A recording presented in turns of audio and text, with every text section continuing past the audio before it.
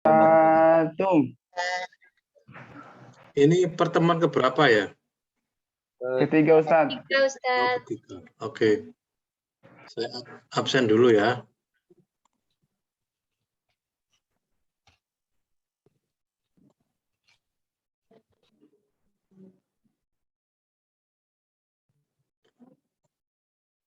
Mutiara Hati. Mutiara Hati. Mutiara Rizki. Ustaz. Ini Mutiara Hati. Oke. Titi. Mulyanti. Hadir, Ustaz. Titi Mulyanti di Medan ya? Di Pekanbaru, Riau, Ustaz. Oh, di Riau. Hujan sekarang? Iya. Oh, terasa dari Malang ya? Oke. Nabila. Nairil Amalia. Nabila. Baru masuk, Ustaz. Oke. Alfi. Maghfiratun. Hadir, Ustaz. Alfi ya. Alfi masih di Kalimantan. Papua. Mana, Dok? Kediri, Ustaz. Oh, Kediri ya. Iya. Saya pikir di Ambon. Bukan, Ustaz. Hasan Syukur. Hadir, Ustaz. Hasan. Di mana Hasan? Dari Kuningan. Oh, Kuningan ya. Sekarang masih di Kuningan. Sekarang di Malang, cuman mau ke Kuningan lagi karena ada sesuatu. Oh, berapa jam naik apa ke sana? Naik bis itu sekitar 14 jam, Ustaz. 14 jam ya. Iya, sekitar 14 Dari jam. dari Arjosari. Oke, dari Terminal Arjosari sampai Cirebon, cuman dari Cirebon ke Kuningan naik kendaraan lagi, naik bis lagi.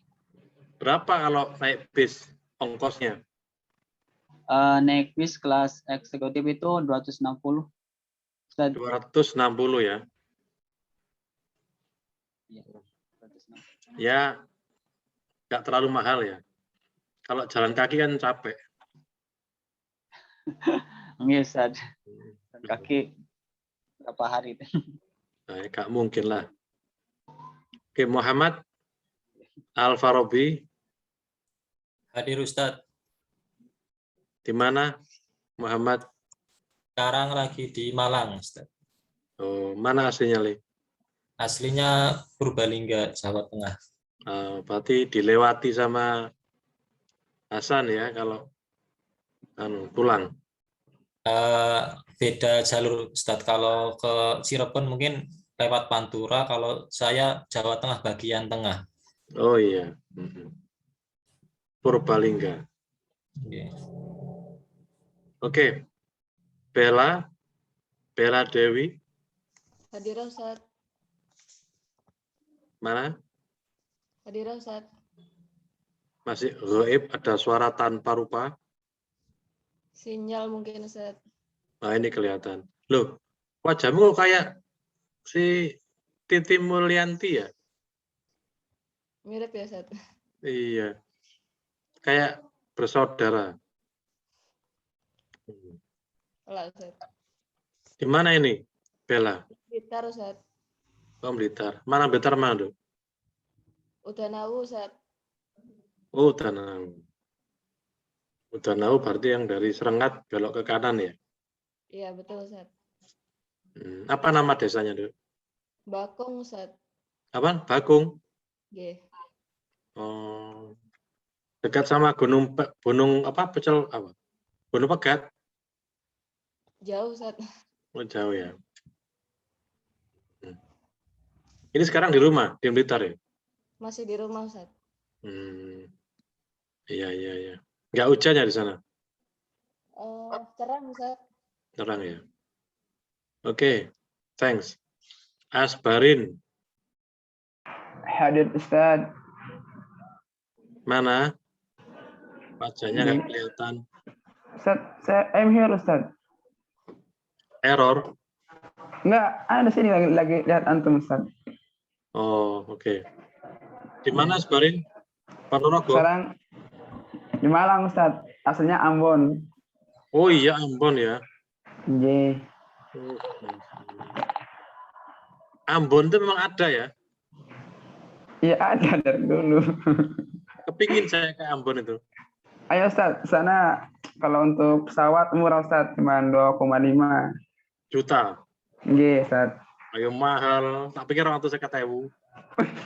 Naik kapal cuma 600.000, 5 hari tapi. Oh. Allah.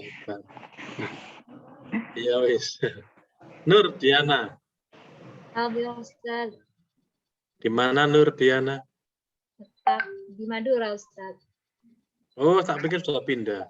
Belum Ustaz. Pindahlah ke Malang. Enggak, kapan-kapan Ustaz insyaallah akan segera ke Malang. Maduranya mana? Madura Sumeneb Ustaz. Oh, Sumeneb ya. Sumeneb ini Jogjanya orang Jawa. Enggak. Jogjanya orang Jawa Sumeneb. Ya, betul ya. Iya Ustaz. Saya kepingin ke Sumeneb. Pernah ke Madura tapi hanya di Pamekasan. Enggak Ustaz, dekat sama Sumeneb. Setelah Makassar langsung. Kepingin saya. Kayak apa Sumeneb ya? Hanya bayangan saja. Banyak wisatanya Ustaz. Nah ya tuh. Ke Sumeneb kalau ada kenalan enak ya. Oke, mari Ustaz monggo dipersilakan ke rumah anak. Belum punya kenalan di sana. Baru satu kenalannya. Baru Diana Nur. Thank you Ustaz, tidak apa-apa main ke rumah anak.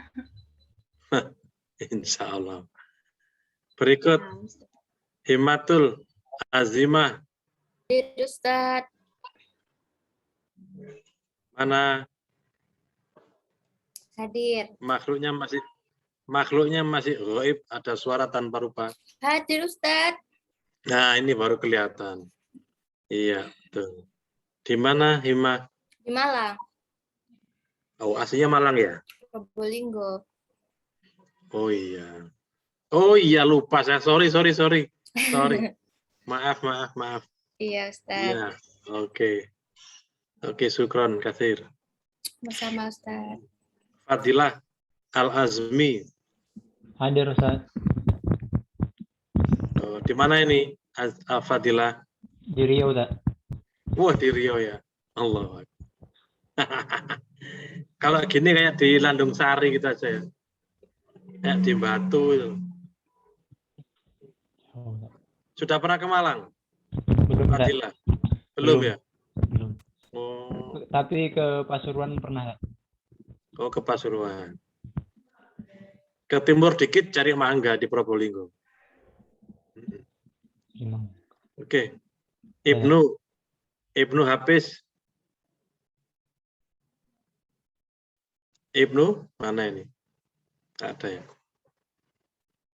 Naufal Fikri. Hadir Ustadz Ibnu. Mana? Hadir Oh, Ustadz. ini. Di mana Ibnu? Di Jambi Ustadz. Oh, di Jambi. Iya Ustadz. Kayak di dalam akuarium kamu. Oh, Nah, salah efek Ustadz. Rambutmu kok bagus nu, Ibnu? Masih biar nggak kelihatan rambut putihnya Ustadz, makanya dipanjangin. Oh, iya. Kayak penyanyi itu loh, siapa? Kayak rambutnya ungu. Pasal ungu Ustadz. Iya, mirip. Tuh diketawain sama Nur Diana itu. Tapi masih mirip sama Aliando Ustadz. Oh, Ali-Aliando. boleh. Iya. Berikut Naufal Fikri. Present Ustadz. Di mana Naufal? Sekarang di Dau Ustadz. Oh, dari mana aslinya, Li? Aslinya Pontianak Ustadz. Weh, Pontianak ya. Kalimantan mana? Kalimantan Barat ya. Oke, Ustadz. Kalimantan Barat. Oh. Sekarang berapa kosnya naik pesawat dari Pontianak ke Surabaya? Dari Pontianak Surabaya 12 Ustadz. 1.200.000. Iya. Kalau Iya. naik pesawat Oh, kalau naik mobil nggak bisa, Ustaz. nggak bisa ya. Bisanya naik kapal. Oh iya. Good. Ya, thank you. Ahmad Zulkarnain. Mas, Hadir Ustaz. mana Mat? Hadir. Gak ada penampakan. Hadir ya Ustaz. Nah ini. Loh, wajahmu kok berubah nih? Enggak, memang begini Ustaz. Kayak Dari itu, pabriknya. kalau Presiden Korea sama namanya, Korea Utara itu. Oh iya, Kim Jong Un. mirip, Ustaz, mirip. Ya, mirip ya. Nah, mirip banget Ustaz, Masya Kim Allah, Jong Un. tampannya loh. Kayak Kim Jong Un Nah, ya. Ustaz. Mirip sekali, Ustaz. Masya Allah. Kaget saya, tak pikir ada Kim Jong Un di sini. Kamu di mana, Mat? Sekarang lagi di Malang Ustaz. Oh, aslinya mana? Dari Probolinggo. Oh iya. Good. Probolinggo. Sudah panen nggak mangganya? Sekarang lagi nggak berbuah sepertinya Ustaz. Oh, kenapa? Belum musimnya. Loh, sudah mulai berbunga sekarang. Oh iya, soalnya di rumah belum. Oh, belum. Iya, nanti kalau sudah berbuah, ya jangan lupa Pak Joko ya. Insya Allah Ustaz. Ya wis. Good. Darul Jalal. Hadir Ustaz. Ana Ustaz hadir. Iya. Saya. Di mana? Di mana Jambi, nih? Ustaz. Darul? Jambi Ustaz. Jambi ya. Jambi. Alhamdulillah. Masya Allah. Saya Pernah ke Jambi Ustaz? pernah sekali. Alhamdulillah. Di mana Ustaz? Daerah mana Ustaz? Saat itu masih IAIN ya? Oh iya, iya IAIN. Dari IAIN itu. Bagus kota Jambi. Sip. Alhamdulillah Ustaz. Ya, oke, berikut Muhammad Afik. Hadir Ustaz. Mana ini? Afik. Hadir. Di mana, Li? Di Merjosari Ustaz, Malang. Oh. Kok tadi wajahmu hampir mirip sama Ahmad Zulkarnain? Tempem. Iya. Kayak dari Korea. Oke. Good, Lola Hervina. Hadir Ustaz. Lola ini saya ingat dari Bogor. Sukabumi. Ah ya Ustaz. Nidaul Jannah mana? Ini Ustaz hadir. Nah, itu satu rumah ya sama Lola. Satu komplek. Mana Nidaul Jannah? Ini Ustaz hadir. Nggak ada itu? Ada Ustaz ini. Ah, ini baru kelihatan. Dekat rumahnya sama Lola. Ya. Dekat ya. Iya. Mukliso. Terakhir Mukliso mana? Hadir Ustaz. Nah, ini Mukliso. Ah, ini babynya ya? Iya Ustaz. Oh, yang nomor berapa itu? Nomor 2 Ustaz. Oh, berapa putranya? 2. Baru 2. Oh, iya. Iya, lancar barokah. Amin. Nabila ada nggak tadi sudah? Nabila Nailul Amalia. Hadir Ustaz. Ah, mana Nabila? Saya Ustaz. Mana? Nggak kelihatan. Saya Ustaz. Oh, di mana Nabila? Di Lumajang. Oh, kalau pulang ke Lumajang lewat selatan atau lewat utara? Lebih dekat lewat selatan Ustaz. Gitu ya, naik motor? Naik mobil Ustaz. Lumajangnya mana sih, Nabila? Lumajang kota. Oh, kotanya. Nggih Ustaz. Dekat alun-alun. Oh, saya tahu. Saya sering ke sana. Tahu. Monggo Ustaz, mampir ke sini Ustaz. Dulu, sekarang udah nggak lagi ke sana. Oh, nggih Ustaz. Kalau lewat di Lumajang. Ya, tapi kalau kamu nggak ada kan ya percuma. Nggak tahu. Nggih Ustaz. Oke, thank you very much ya. Baik, thank you very much. Terima kasih. Sekarang gilirannya siapa tampil? Kelompok 2, Ustadz. Ya, alhamdulillah kami Ustaz. Ya, sama siapa? Darul? Darul Darul Jalal, Jalal. Himma, dan saudari Titi. Oke. Darul, Titi mana Titi? Hadir Ustaz. Satunya? Saya, Ustadz. Satunya Hima ya. Ya. Oke, silakan. Mas Jalal, monggo dimoderatori. Ayo, siapa yang jadi Baik, moderatornya? bismillahirrahmanirrahim. Gimana moderatornya? Mas Jalal, Ustadz. Oh iya, aku Jalal moderatornya. Baik. Bismillahirrahmanirrahim. Assalamualaikum warahmatullahi wabarakatuh. Waalaikumsalam warahmatullahi wabarakatuh. Insyaallah. Alhamdulillah wassalatu wassalamu ala habibina sayyidina Muhammad bin Abdullah wa ala alihi wa ashabihi wa mawalah, amma ba'd. Alhamdulillah, puji syukur kita panjatkan kehadirat Allah Subhanahu wa taala yang telah memberi kita nikmat kesehatan sehingga kita bisa bertemu kembali untuk belajar. Mudah-mudahan kita senantiasa dirahmati Allah Subhanahu wa taala. Amin ya rabbal alamin. Baiklah, kami dari kelompok 2 ingin menampilkan mata kuliah psikososial-linguistik. Dalam hal ini berjudul tentang Pidgin, bahasa Pidgin and Creole. Dan adapun penampilan pertama yaitu Creole. Adapun penampilan pertama yaitu saudari Himmatul Azimah. Tafadhal ya ukhti. Syukron. Di sini saya akan mempresentasikan materi yang pertama tentang Pidgin dan Creole. Izin untuk share screen ya Ustadz. Ya.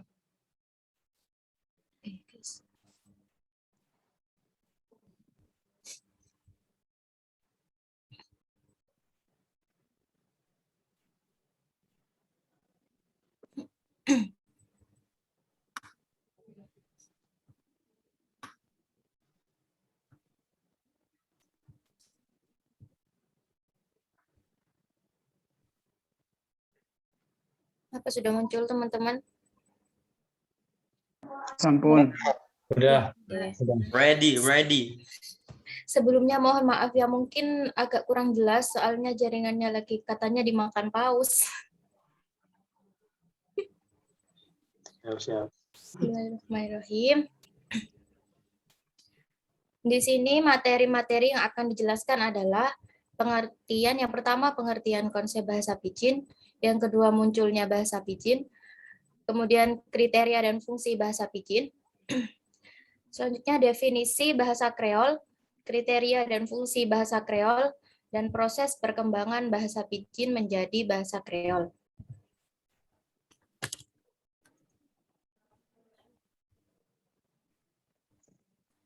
Bismillah, yang pertama pendahuluan dulu. Jadi bahasa Pidgin ini termasuk dalam kontak bahasa. Nah, kontak bahasa adalah penggunaan lebih dari satu bahasa secara bersamaan.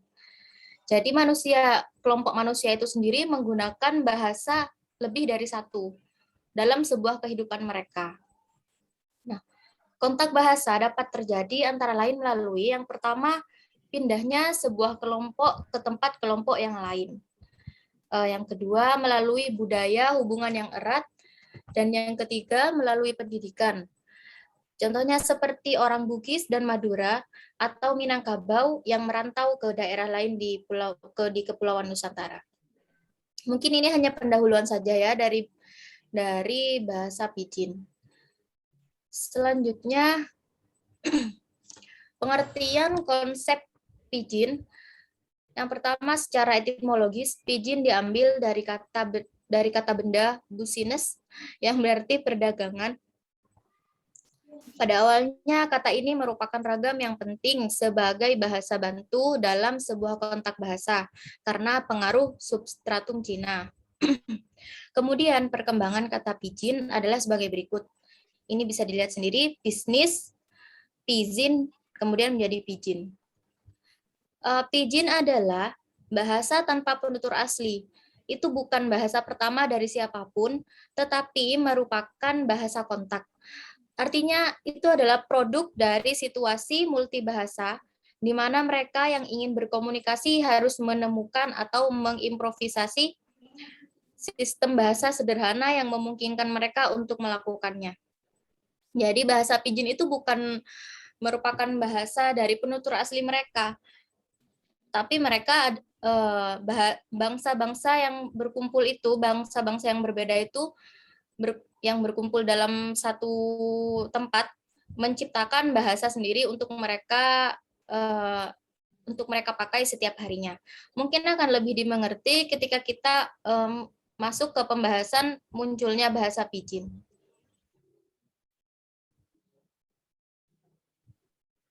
Oke, selanjutnya munculnya bahasa Pidgin. Bentar ya. Yang pertama, ekspansi kolonialisme dan imperialisme di Eropa, dan perkembangan perdagangan yang terjadi akibat ekspansi tersebut menyebabkan munculnya kebutuhan untuk berkomunikasi di antara bangsa-bangsa yang tidak saling mengenal bahasa masing-masing. Nah, dulu itu orang Eropa atau orang Portugis itu pindah ke tempat yang lain. Kemudian bangsa Eropa sama bangsa Portugis ini kan sama-sama nggak ngerti bahasa mereka masing-masing. Jadi mereka nggak bisa berkomunikasi dengan baik. Nah, maka dari itu mereka menciptakan bahasa Pidgin agar mereka bisa berkomunikasi. Yang kedua, pada umumnya bahasa Pidgin muncul dalam suatu situasi keadaan kebahasaan darurat sebagai media komunikasi. Sama ya seperti yang tadi, jadi bahasa Pidgin itu muncul karena sebagai media komunikasi. Yang ketiga, Pidgin terjadi karena keperluan adanya bahasa pengantar bagi dua kelompok yang berbeda bahasa.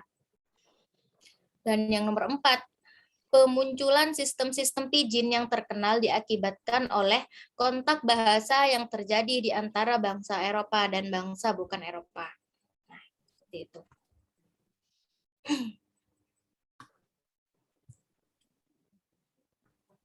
Ada dua teori atau dua pandangan yang berkaitan dengan asal-muasal bahasa Pidgin itu sendiri. Yang pertama adalah teori monogenesis, yaitu meyakini bahwa bahasa Pidgin berasal dari satu sumber bahasa, didasarkan pada kenyataan bahwa persamaan yang ada di antara Pidgin besar sekali sehingga sukar atau tidak dapat dikatakan bahwa persamaannya itu bersifat kebetulan. Di samping itu, semua Pidgin yang didasarkan atas bahasa-bahasa Eropa berupa releksifikasi dari Pidgin yang terdahulu yang berdasarkan bahasa Portugis. Jadi pandangan yang pertama ini meyakini bahwa bahasa Pidgin itu sendiri berasal dari salah satu bahasa dari bangsa tersebut. Misal nih, bahasa Eropa, orang Eropa, misal kalau di Indonesia ya, orang Jawa kumpul sama orang Madura di satu tempat yang sama-sama mereka sama-sama nggak ngerti. Dan teori monogenesis ini berkeyakinan bahwa bahasa Pidgin itu terbentuk dari salah satunya, entah itu bahasa Madura atau bahasa Jawa itu sendiri. Yang kedua adalah teori polygenesis. Nah, menurut teori ini, penjelasan secara monogenesis mengandung kelemahan. Pertama, jumlah dokumen kesejarahan yang dipakai sebagai dasar untuk menentukan sumber timbulnya Pidgin sangat sedikit, sehingga sukar diambil kesimpulan yang memadai. Yang kedua, bahasa Pidgin di Asia Timur yang didasarkan pada bahasa Inggris sedikit sekali persamaannya dengan Pidgin-Pidgin yang lain. Dan yang ketiga, ada Pidgin yang tidak memperlihatkan pengaruh langsung dari bahasa Portugis seperti Sango di Afrika Tengah. Nah, jadi teori yang kedua ini, teori polygenesis itu meyakini bahwa bahasa Pidgin itu sendiri tidak ada asal-muasalnya. Maksudnya itu mereka menciptakan sendiri, bangsa-bangsa yang kumpul itu menciptakan sendiri, bukan dari bangsa yang lain, bukan dari bangsa 1, 2, atau yang 3, atau seterusnya. Jadi bahasa Pidgin ini sendiri muncul, diciptakan oleh mereka-mereka yang bangsa-bangsa yang berkumpul itu. Yang selanjutnya, kriteria bahasa Pidgin. Yang pertama, bunyi Pidgin cenderung lebih sedikit dan tidak terlalu rumit. Yang kedua, Pidgin memiliki status sosiolinguistik agak rendah di antara kedua lawan bicara. Yang ketiga, proses Pidginisasi mungkin memerlukan situasi yang melibatkan setidaknya 3 bahasa. Salah satunya jelas dominan atas yang lain. Jika hanya 2 bahasa yang terlibat, kemungkinan besar akan terjadi perebutan kekuasaan secara langsung. Nah, jadi bahasa Pidgin itu sendiri bunyinya itu sangat simpel ya, mungkin nanti bisa dicontohkan di akhir. Nanti di akhir ada contohnya. Itu sangat simpel karena untuk memudahkan mereka dalam berkomunikasi. Nah, dan proses Pidginisasi itu sendiri biasanya tidak melibatkan hanya 2 bangsa saja, hanya 2 bangsa yang berbeda. Biasanya melibatkan 3 bahasa yang berbeda atau lebih. Karena jika cuma melibatkan 2 bahasa, kemungkinan besar akan terjadi perebutan kekuasaan gitu. Itu bahasaku, seperti itu. Kalau hanya 2 bangsa yang berbeda. Jadi biasanya 3 atau lebih. Dan terakhir, kosakata sebuah Pidgin asli sangat terbatas karena pada dasarnya bahasa ini berfungsi untuk menutupi suatu komunikasi secara teknis, misalnya perdagangan, aturan-aturan kerja, dan larangan-larangan kerja. Nah, biasanya bahasa Pidgin ini sendiri tercipta karena mereka itu biasanya berkomunikasi untuk berdagang, seperti itu. Kalau nggak ngerti kan gimana mau berdagang? Atau aturan-aturan kerja yang lain, atau larangan-larangan kerja yang lain. Makanya muncullah bahasa Pidgin untuk mereka pakai. Selanjutnya, fungsi bahasa Pidgin. Mungkin mirip ya sama yang atas ya. Alasan untuk terbentuknya sebuah sistem Pidgin terletak pada terpenuhinya kebutuhan akan adanya saling pengertian dalam sebuah komunikasi di antara penduduk asli dan para pendatang. Sama ya, sama yang dijelaskan di atas.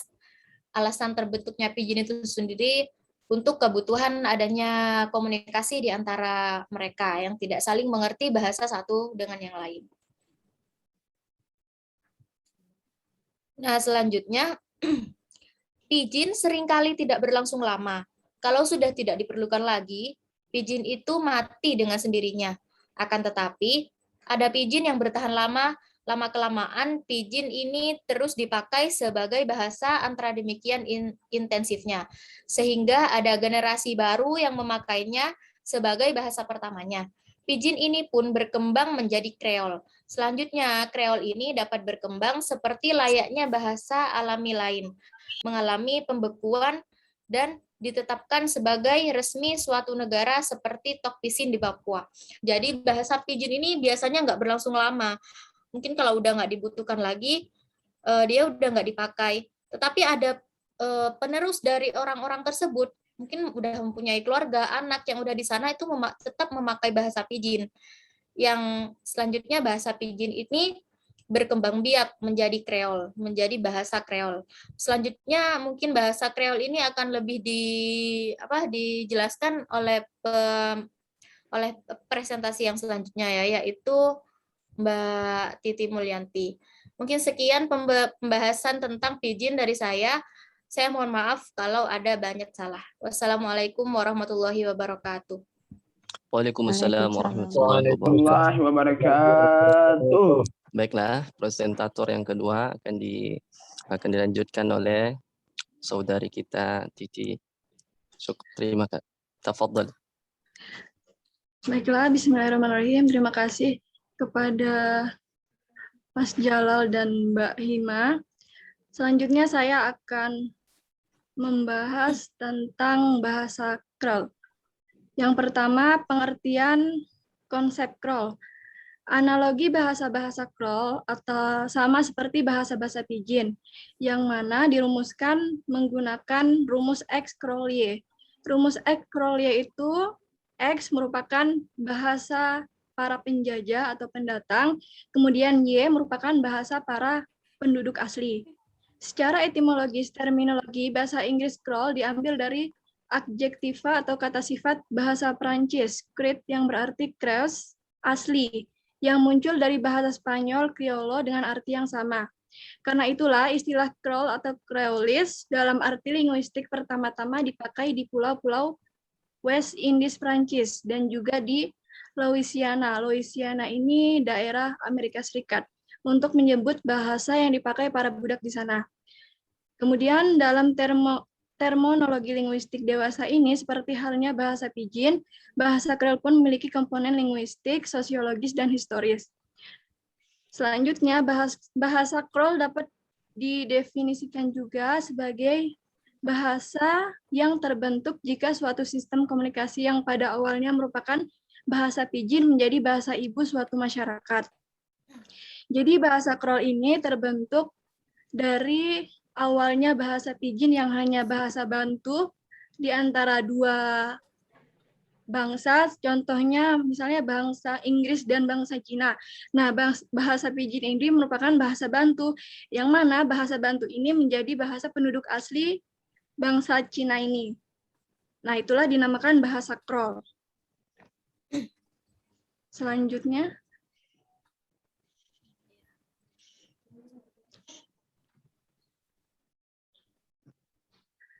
kriteria dan fungsi bahasa Kreol. Yang pertama yaitu kriteria linguistik.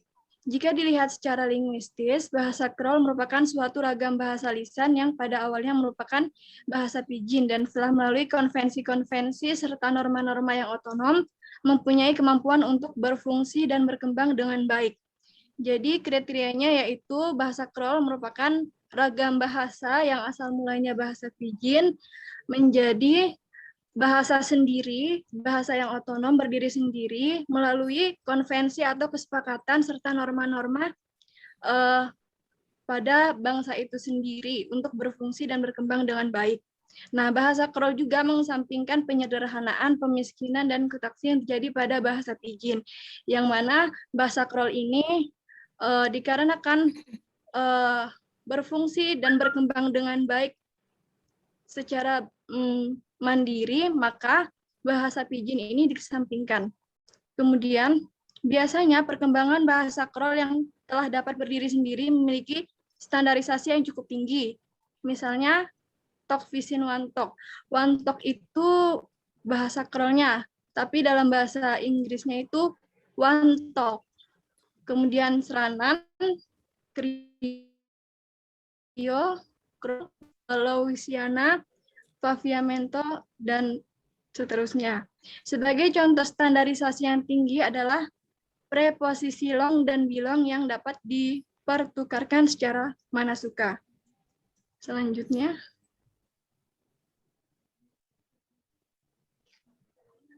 Nah, contohnya itu tadi belong dan long. Belong itu yaitu hubungan yang erat antara pembawa makna dan preposisi atau kata depan. Sedangkan long itu hubungan yang tidak terlalu erat antara pembawa makna dan preposisi. Contohnya untuk belong yaitu menyatakan suatu hubungan kepemilikan atau pengganti genetik. Misalnya, Papa belong me, artinya ayah saya. Kemudian menyatakan maksud tujuan atau kemungkinan. Contoh dalam arti final, good pela belong kaikai, yang artinya dapat dimakan. Kemudian menyatakan sifat-sifat karakteristik. Contoh untuk arti atributif. Men belong kaikai, orang yang senang berbicara. Kemudian menyatakan petunjuk atau hubungan umum, misalnya, me sorry long you, saya ikut bersedih atas kesusahanmu. Me itu dalam bahasa Inggris bertuliskan ME, tapi dalam bahasa Kreol itu dimudahkan menjadi me. Me sorry long you, yaitu saya ikut bersedih atas kesusahanmu. Kemudian menyatakan alasan, penyebab, contoh untuk sebab akibat. Contohnya I win long strong belong M. Dia menang karena dia kuat. Kemudian selanjutnya,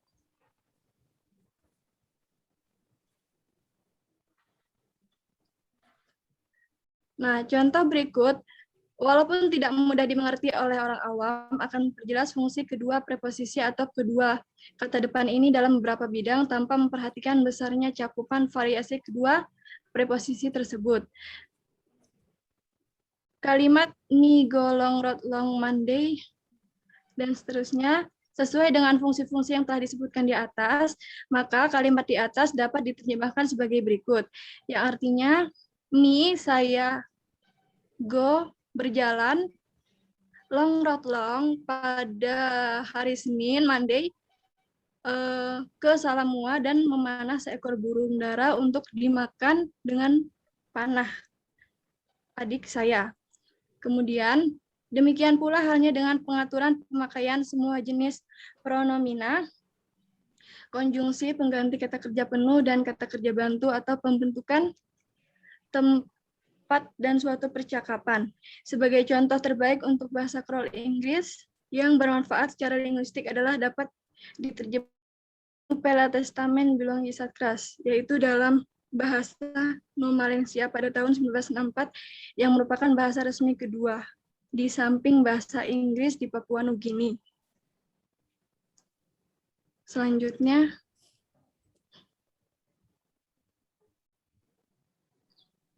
fungsi-fungsi sosiolinguistik. Hal yang terpenting untuk mengukuhkan dan memfungsikan suatu bahasa Kroll adalah status sosialnya. Fungsi bahasa Kroll yang pertama dalam sosiolinguistik yaitu sebagai daya tarik yang kuat untuk setidaknya dapat berkomunikasi tentang hal-hal yang dasar dengan bangsa pendatang, yang mana bangsa Kroll ini bisa membantu menghubungkan komunikasi seperti dalam perdagangan bersama bangsa pendatang. Kemudian fungsi yang kedua, menyederhanakan pemakaian bahasa ibu penduduk asli, di mana bahasa penduduk asli ini mulai dikurangi dikarenakan pemakaian dominan bahasa Kroll dalam keseharian dan dalam komunikasi. Kemudian fungsi sosiolinguistik yaitu sebagai vitalitas dan prestis sosial yang tinggi dibuktikan adanya literatur yang informatif berkualitas tinggi, yaitu sebagai kemampuan bertahan hidup dan kewibawaan sosial dibuktikan dengan adanya sumber yang memberikan informasi yang berkualitas tinggi, seperti dalam jurnalistik dan teknik. Kemudian selanjutnya, proses perkembangan bahasa Pidgin menjadi bahasa Kroll. Prosesnya ada terbagi menjadi 4, yaitu fase pertama adalah fase yang melibatkan kontak biasa dan tidak berkelanjutan antara para migran dan masyarakat lokal. Dari kontak ini, Pidgin marginal berkembang dan mereka dapat berkomunikasi dengan bantuan gerakan dan berkomunikasi tentang tujuan, angka, aturan, perdagangan, dan lain-lain. Nah, bahasa Pidgin ini pada fase pertama tidak berkelanjutan menjadi bahasa Kroll, hanya digunakan untuk bahasa bantu saja antara bangsa pendatang dan bangsa penduduk asli.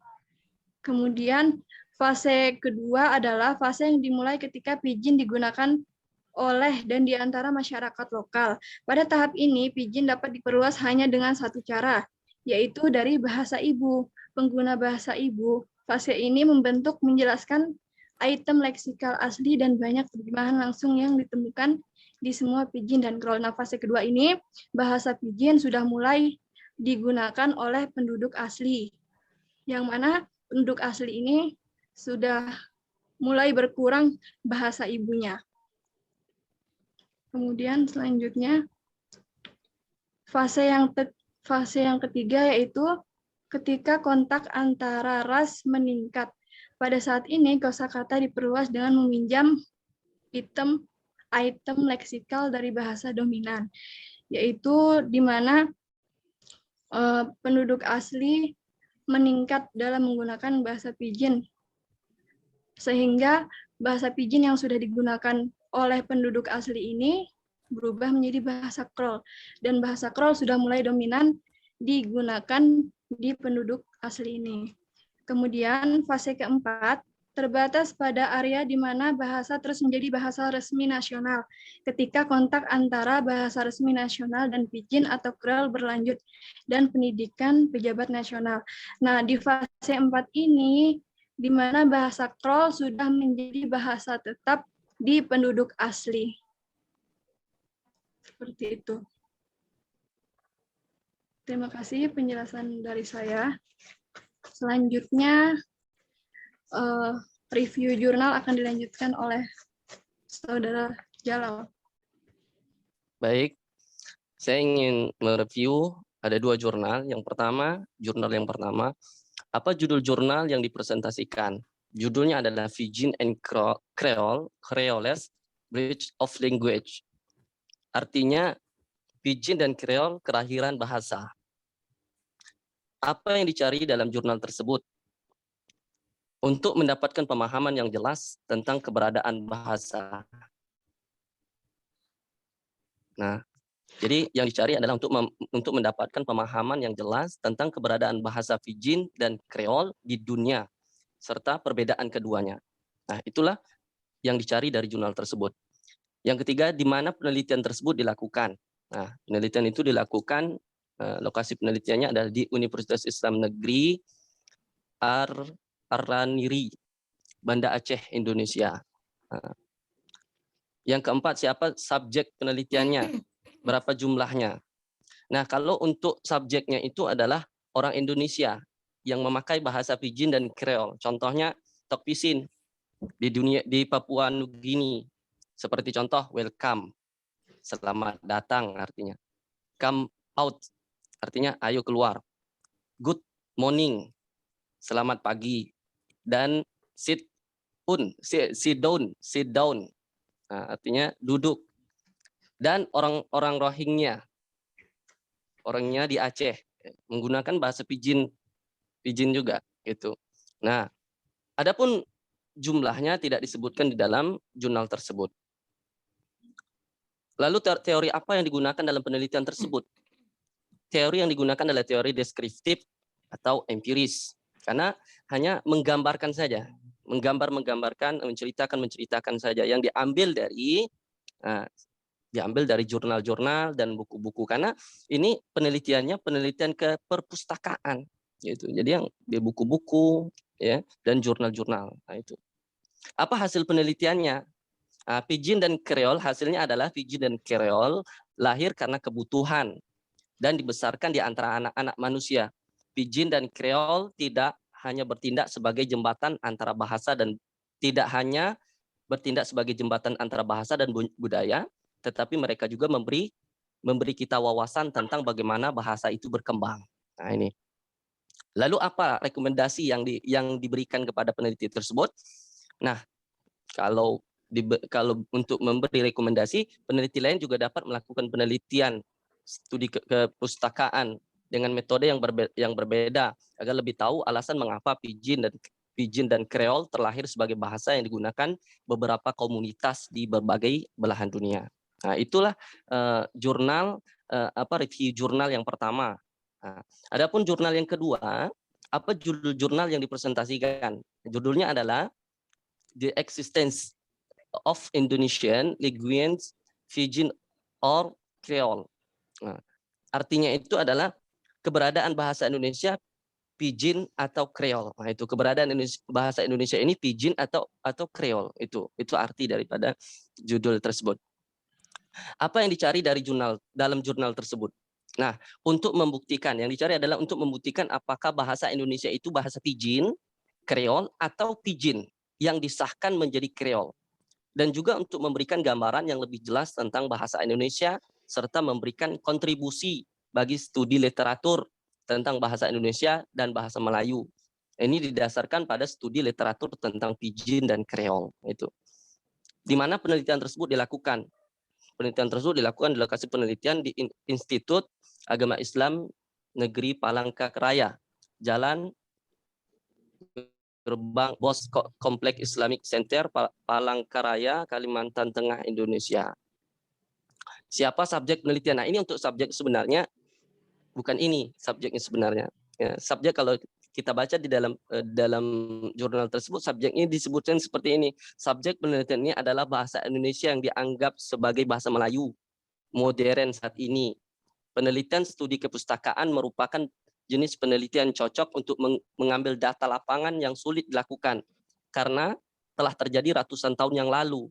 Hal pertama yang dilakukan adalah mengumpulkan penelitian terkait hubungan bahasa Indonesia dan bahasa Melayu serta Pidgin dan Kreol dari referensi buku dan jurnal. Nah, ini juga teori apa yang digunakan dalam penelitian tersebut. Nah, teori juga sama. Teorinya adalah deskriptif atau empiris. Nah, karena untuk menggambar-gambarkan saya kan diambil dari buku-buku dan jurnal. Nah, itu. Apa hasil penelitiannya? Hasil penelitiannya adalah hasil dari penelitian studi kepustakaan tentang bahasa Indonesia menyatakan bahwa bahasa Indonesia bukanlah bahasa Pidgin maupun Kreol karena tidak ada karakteristik bahasa Pidgin atau Kreol yang ditemui dalam bahasa Indonesia. Inilah hasil daripada penelitian tersebut. Lalu apa rekomendasi yang diberikan kepada peneliti tersebut? Nah, peneliti lain juga dapat melakukan penelitian studi kepustakaan dengan metode yang berbeda agar lebih tahu apakah bahasa Indonesia adalah bahasa Pidgin atau Kreol. Nah, itu. Nah, itulah yang dapat kami review dari dua jurnal tersebut. Nah, ini jurnal karena mungkin masih ada yang belum kami pahami karena jurnalnya itu berbahasa Inggris. Karena kurangnya kami dari bahasa Inggris sehingga sedikit sekali informasi yang kami dapat daripada jurnal tersebut. Nah, mohon maaf kalau ada kesalahan. Syukron, terima kasih. Wassalamualaikum warahmatullahi wabarakatuh. Waalaikumsalam warahmatullahi wabarakatuh.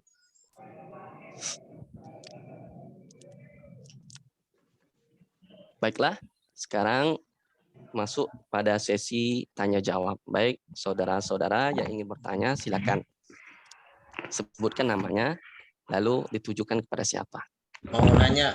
Mau tanya, Ustaz. Baik, silakan. Pertanyaan ini ditujukan Siapa kepada dulu? siapa? Saya, Mas Ya. Asbarin. Anak ikut antum, Ustaz. Fadlan, Ustaz, antum dulu nggak apa-apa. Baik, tadi saya cuman ingin bertanya tentang contoh dari bahasa yang disampaikan sama Uktina Himatul Azimah. Katanya ada contohnya, sudah ditampilkan. Yang bahasa apa tadi? Pidgin. Tadi udah disebutkan di jurnal, dijelaskan sama Mas Jalal. Ya, kirain ada kayak videonya atau gimana? Oh, nggak ada. nggak ada, mohon maaf. Oh ya, terima kasih. Iya, sama-sama. Mungkin lain kali ya, dikirim ke grup kalau ada. Baik, yang lain boleh. Saya, Ustaz, bertanya. Tafadhal. Ini ada beberapa pertanyaan sebenarnya. Cuma ya dipersingkat saja.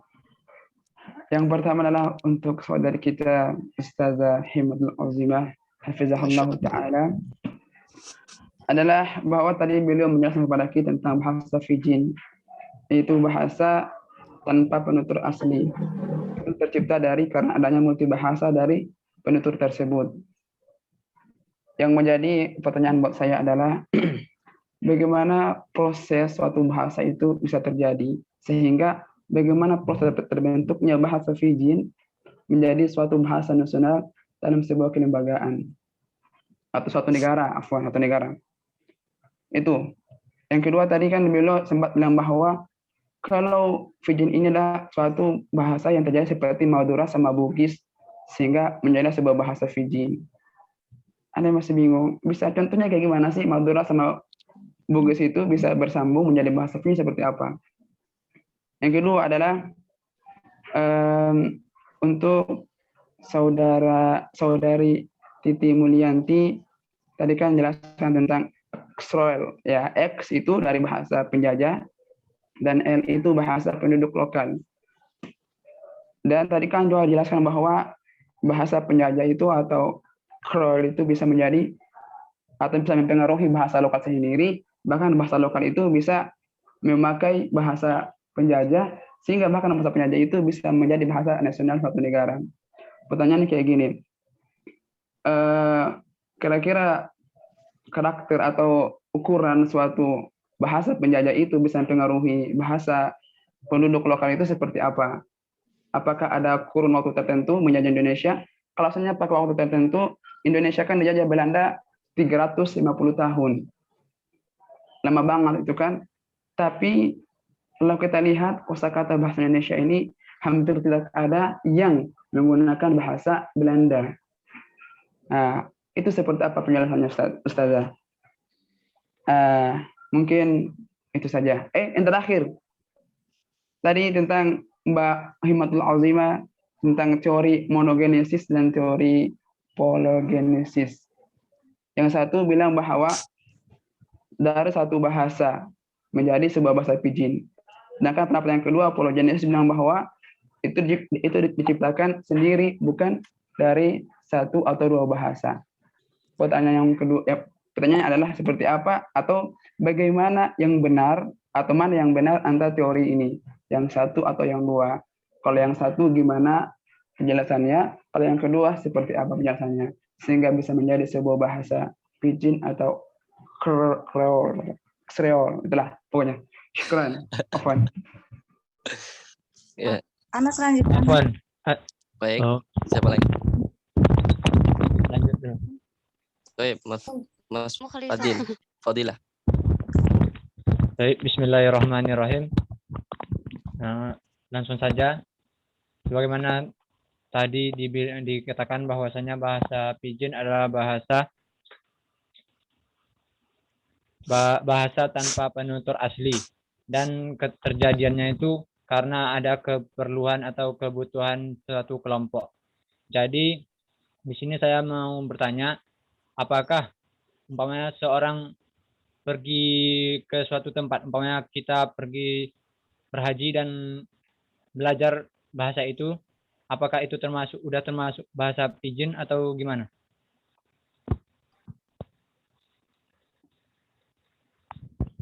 Syukran.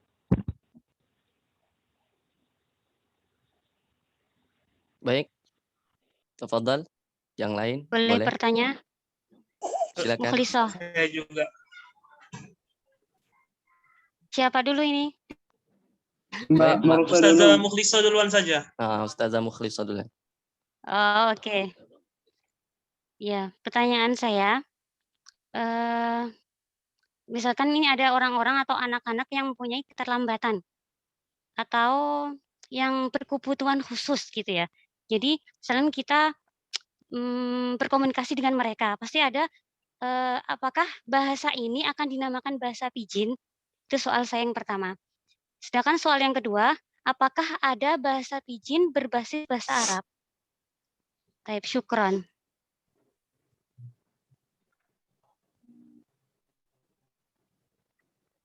Ya, saya.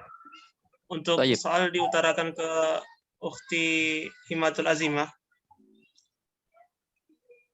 di sini tadi ada penjelasan tentang kriteria bahasa pidgin, bahwasanya pidgin memiliki status sosiolinguistik yang agak rendah di antara kedua lawan berbicara. Nah, maksudnya rendah antara dua lawan berbicara, bahasanya yang rendah atau responnya yang rendah dari kedua belah pihak. Itu saja.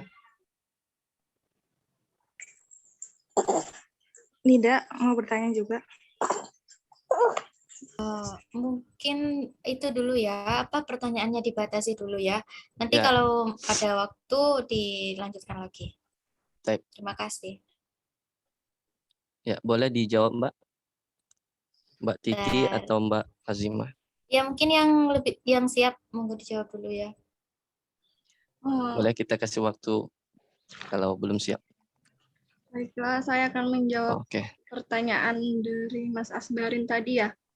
Kira-kira karakter atau ukuran yang bagaimana bahasa penjajah itu dapat mempengaruhi bahasa lokal. Begitu ya? Di sini itu bukan bahasa penjajah yang mempengaruhi bahasa lokal, tetapi bahasa pidginnya tersebut. Bahasa pidgin yaitu bahasa pembantu antara bangsa penjajah dan bangsa lokal. Jadi bangsa penjajah yang sendiri memiliki bahasa yaitu misalnya bahasa Inggris. Nah, bahasa pidgin ini adalah bahasa pembantu antara bangsa penjajah dan bangsa penduduk lokal. Misalnya bangsa penduduk lokal ini yaitu bahasanya bahasa Cina. Jadi bahasa pidgin adalah penghubung antara bahasa Inggris dan bahasa Cina seperti itu. Nah, yang mempengaruhi ini adalah bahasa pidgin, bahasa bantu ini nantinya menguasai bahasa penduduk lokal atau bahasa Cina ini, yang mana bahasa Cina ini nantinya tersingkirkan menjadi bahasa pidgin yang dinamakan bahasa Kroll, seperti itu.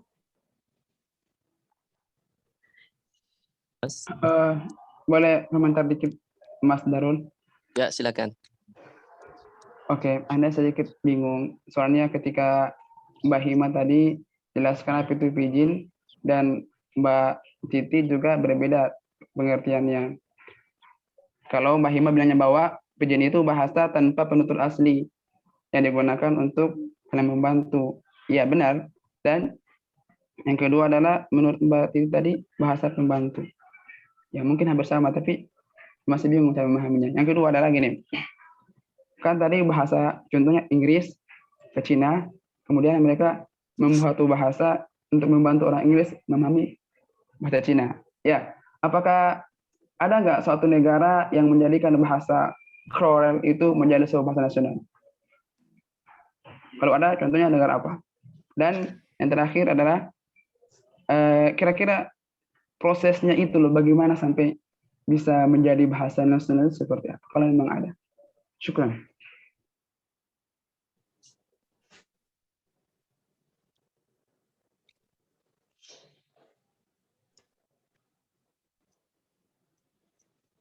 Ya, boleh ditanggapi Mbak Titi. Saya baca dulu ya, Mas. Oh ya, oke.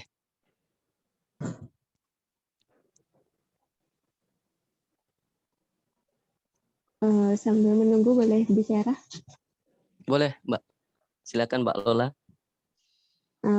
Saya mau menanggapi tentang jurnal yang kedua itu karena menyangkut pertanyaan saya sebelumnya.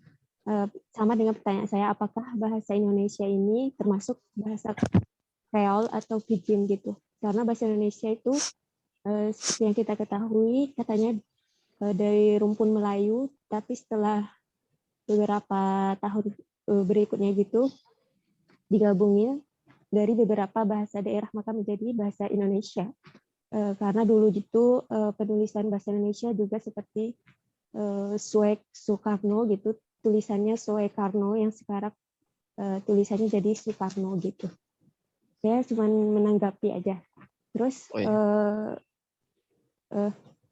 karena sebagian anak-anak Indonesia juga tidak memiliki bahasa ibu atau bahasa daerah karena kebanyakan sekarang ini telah terjadi perkawinan silang dari berbagai daerah, misalkan daerah Sunda dan Jawa menghasilkan anak-anaknya yang baru yang mungkin tidak mengerti bahasa daerah dari ibu atau bapaknya sendiri gitu. Mungkin itu yang dimaksud tadi Asbarin yang dimaksud dari Ukhti Himmah yang bahwa pidgin itu tidak mempunyai bahasa ibu, bahasa sendiri gitu. Jadi dia merupakan bahasa yang terjadi karena persatuan dua bahasa yang saling tidak mengerti gitu. Menurut saya begitu. Mungkin kalau ada kesalahan bisa ditambahkan. Terima kasih, Mbak. Barakallahu fiik. Barakallah.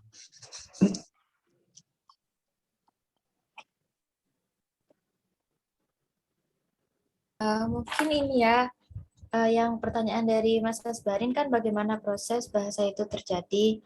Ya mungkin seperti yang dijelaskan Mbak Molisa tadi. Tapi di sini yang saya baca saya yang belum menemukan bagaimana prosesnya sehingga menjadi suatu bahasa, maksudnya proses pembuatannya itu sendiri. Ketika tadi Tokpisin menjadi apa itu tadi lupa. Welcome, selamat datang. Kenapa itu apa?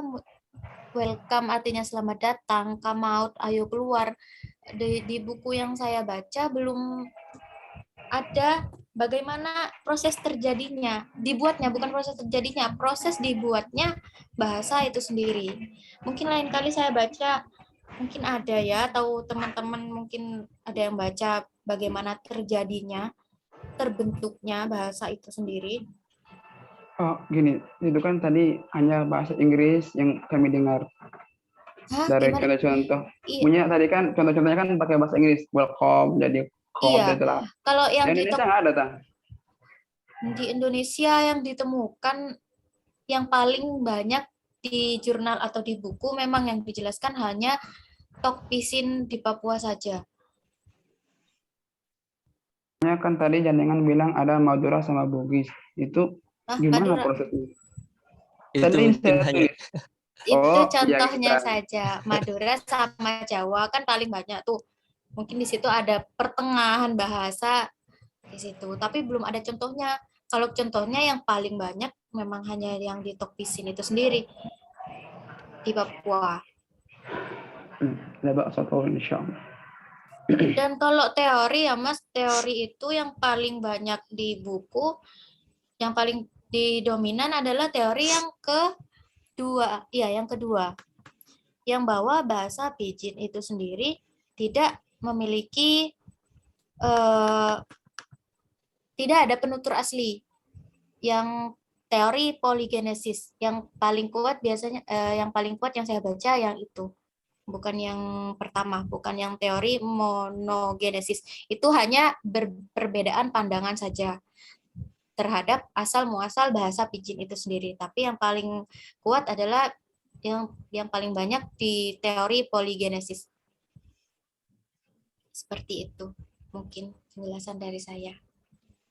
Kalau kalau ada sanggahan, monggo nggak apa-apa dari yang lain atau dari Mas Asbarin sendiri. Insya Allah sampun, Mbak.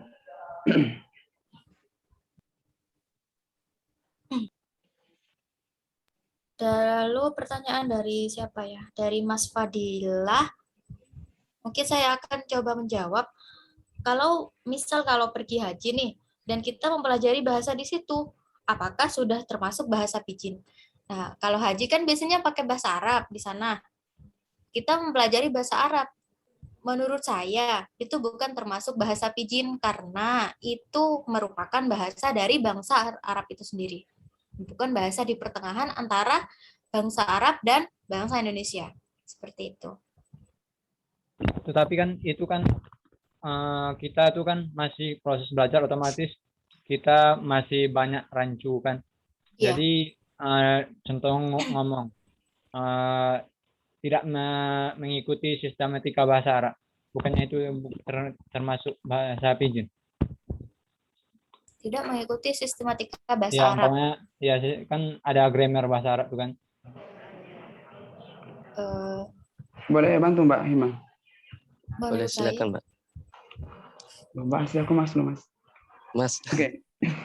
Gini, kalau kita bicara tentang bahasa itu, fungsi bahasa sendiri kalau kita lihat dalam ilmu linguistik adalah yang penting orang paham apa yang kita maksudkan. Tentang gramatikalnya itu intinya bahasa lisan sama bahasa buku itu berbeda. Kalau bahasa buku itu kita harus perhatikan gramatikalnya, nahwu, sorofnya dan lain-lain. Sedangkan bahasa lisan itu ikhwa, yang penting orang itu mafhum apa yang kita ngomong. Kalau seandainya kita pakai gramatikal, kita ngomong ini nggak sesuai dengan SPOK sebenarnya. Tapi kita kan ngomong, antum paham, khalas. Itulah bahasa yang sebenarnya. Itu bahasa menurut pakar linguis yang lain. Kalau antum bilang bahwa bahasa menurut pakar ulama nahwu beda lagi dengan pembahasannya seperti itu. Jadi intinya memang benar dari kata Mbak Hima, itu bukan Pidgin. Intinya itu ya hanya sebagai bahasa yang tidak perlu mematikan gramatikal dalam sebuah berbicara. Kecuali antum tulis sebuah buku, barulah qawaid dipakai. Ini bukan menafikan kalau kita ngomong itu nggak pakai gramatikal, enggak. Cuma intinya yang penting antum paham, khalas. Ya. Gini Mas, tadi soalnya dicontohkan itu kayak welcome. Itu tuh awalnya kan tulisan welcome itu kan welcome kan gitu kan. Tapi kan bahasa pidginnya tuh di situ kan ada dibuat tulisan welcome, bahasa langsung bahasa welcome. Dengan itu kan berbeda sama bahasa Inggris yang asli gitu. Oh, berarti itu beda lagi kasusnya Ustadz. Kan itu kan bahasa Inggris. Ini kan bahasa Anpan, saya kan bilangnya bahasa Arab, kita mau umroh. Ya gimana ya? Ya ini beda lah. Karena Inggris itu kan di Papua dipakainya kan. Nah, kita kan mau umroh mau haji, kita belajar bahasa Arab, bukan bagaimana orang Arab sama Indonesia itu berkumpul bersatu menciptakan bahasa pidgin. Nah, kalau emang ada bahasa baru namanya bahasa pidgin. Tapi karena kita kan di sana belajar bahasa Arab, bukan bagaimana Arab Indonesia ini menciptakan suatu bahasa yang baru menghasilkan namanya bahasa pidgin itu tadi. Masya Allah, syukur. Terima kasih Mas. Ya, terima kasih Mbak. Masya Allah. Pertanyaan dari Mas Novel Fikri tadi apa ya? Apakah bahasa pidgin itu ya kriteria bahasa pidgin ya? Yang pidgin memiliki status sosiolinguistik yang agak rendah di antara kedua lawan bicara. Itu ya? Itu Iya benar. Kenapa pidgin memiliki status sosiolinguistik yang rendah? Karena di situ pidgin itu seperti hanya dipakai ketika kita butuh sama bangsa yang lain yang nggak ngerti sama bahasanya kita sendiri gitu. Biasanya paling banyak itu dalam perdagangan. Jadi bukan dijadikan bahasa yang nomor satu di bangsa itu sendiri gitu. Jadi hanya untuk keperluan ketika kita mau ngomong sama bangsa yang lain yang nggak ngerti sama bahasanya kita. Jadi misal di Indonesia saja ya, Madura sama Jawa misal nih yang paling banyak. Tapi nggak tahu bahasa pidginnya seperti apa, ada atau tidaknya. Bahasa Jawa, kalau ngomong sama orang Jawa, ya tetap pakai bahasa Jawa. Tapi kalau mau ngomong sama Madura, itu baru pakai bahasa pidgin itu. Jadi sosiolinguistiknya itu rendah, bahasa pidgin itu. Karena dia nggak menjadi bahasa yang pertama, seperti itu.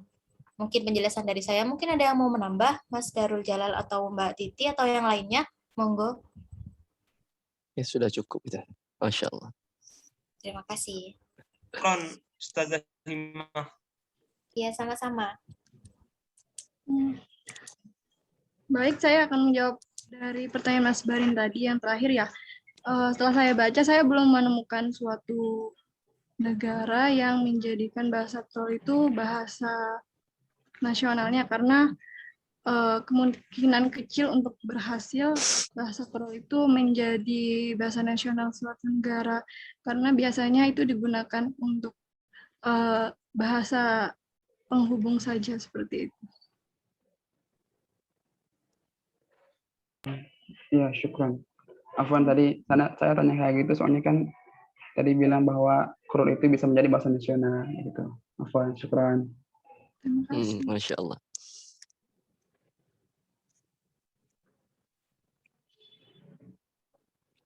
Ada pertanyaan lagi yang belum terjawab?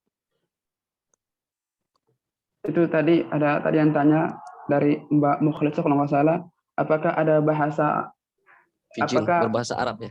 Ahsan. Ya.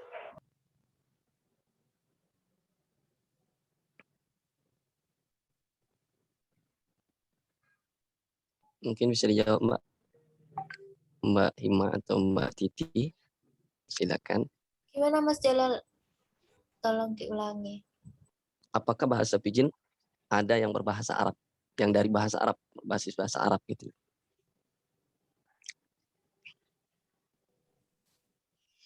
Kalau dari jurnal-jurnal dan buku yang saya baca ya, saya belum menemukan. Yang paling banyak adalah bahasa Eropa atau bahasa-bahasa Inggris gitu. Mungkin Mbak Titi menemukan yang bahasa Arab, yang membahas tentang pidgin bahasa Arab. Pidgin bahasa Arab, saya belum menemukan juga Mbak Hima.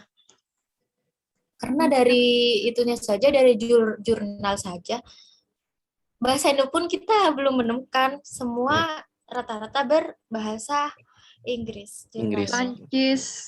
Prancis, Eropa. Mungkin kenapa seperti itu? Mungkin pada di buku ini kan dituliskan yang pertama itu bangsa Eropa dan Portugis kalau nggak salah.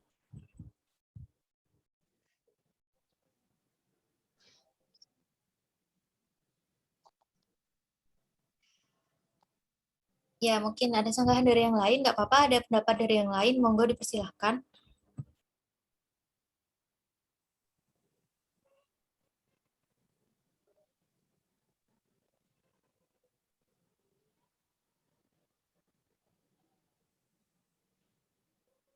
Gimana Mbak Mukhlisah?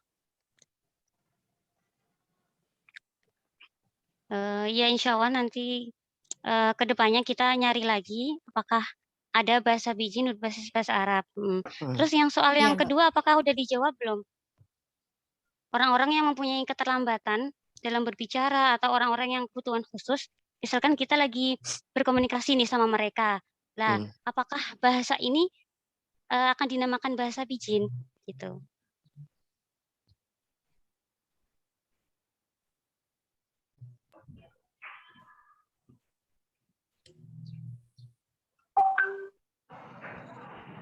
Boleh mencoba menjawab Mbak Mas Hasan, Mas Darul. Silakan. Ya, ini coba saja ya. Bahasa kan orang yang mungkin, mohon maaf, mungkin dia bisu atau mungkin tuli, jadi dia nggak ngerti apa yang kita ngomongkan, maka harus butuh bahasa yang dimana itu paham. Dan pertanyaannya kan apakah itu masuk bahasa pidgin? Ini kan kalau kita lihat macam-macam bahasa kan ada banyak menurut pakar bahasa. Pertama adalah bahasa lisan, dan juga kalau kita lihat pakar bahasa sendiri bilang rambu-rambu lalu lintas seperti P, parkir, stop itu juga namanya bahasa. Dan yang perintinya apakah itu bahasa pidgin? Menurut saya pribadi itu bukan termasuk bahasa pidgin. Kenapa? Alasannya yang pertama begini.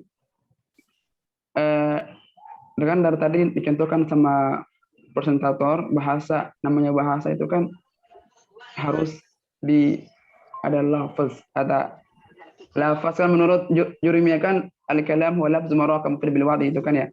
Harus ada gramatikanya juga dan lain-lain. Sedangkan orang yang seperti mohon maaf yang lagi tuli atau mungkin lagi bisu, nggak bisa ngomong sama sekali, ya membantu mereka berbahasa pakai bahasa lisan. Kalau antum kan mungkin maksudnya ada yang tuli gitu kan, gitu kan, itu kan kau paham, oh makan ya gitu kan.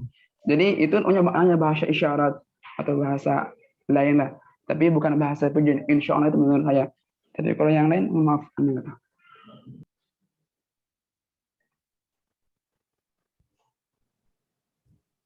Makasih ya, siapa Mas Asbari ini nih.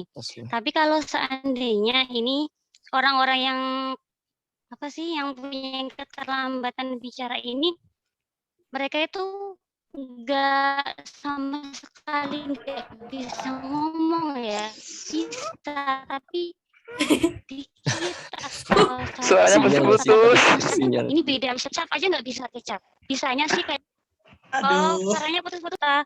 Ini baru lancar nih. Ini baru lancar. Ya Allah, astagfirullah. Jadi gini, pertama terima kasih kepada Mas Asbarin yang udah menjawab. Tapi seandainya ini orang-orang yang terlambat dalam bicara ini bukan orang-orang yang nggak bisa bicara sama sekali. Dia bisa, mereka itu bisa. Meskipun misalkan 1 huruf, 2 huruf, atau 1 kata, tapi katanya jauh gitu. Misalkan kecap, dia nggak bisa bilang kecap, misalkan pingin kecap. Tapi dia bilangnya top atau apa dengan mufradah yang baru kayak gitu. Apakah nanti dinamakan dengan bahasa pidgin gitu? Oke. Anda coba. Sebenarnya kalau topik ini itu lebih masuk, lebih pantas kita bahas di semester yang akan datang, itu namanya psikolinguistik. Ya, psikolinguistik itu ada suatu bab yang namanya al-iktisabul lugha, pemulalan bahasa. Itu ada nanti pembahasannya sendiri bagaimana pemulalan bahasa orang yang terlambat ngomong, yang cacat dan lain-lain itu di psikolinguistiknya, sedangkan psikolinguistik nggak bahas hal itu. Kalau nanti mungkin ditunda dulu, Mbak Mukhlisa mungkin ke pertemuan psikolinguistik sama Dr. Abdul Basit, mungkin insya Allah kita akan coba membahas tentang al-iktisabu lugha atau pembelajaran bahasa. Oke, syukran jazakumullah khairan. Wa iyyakum.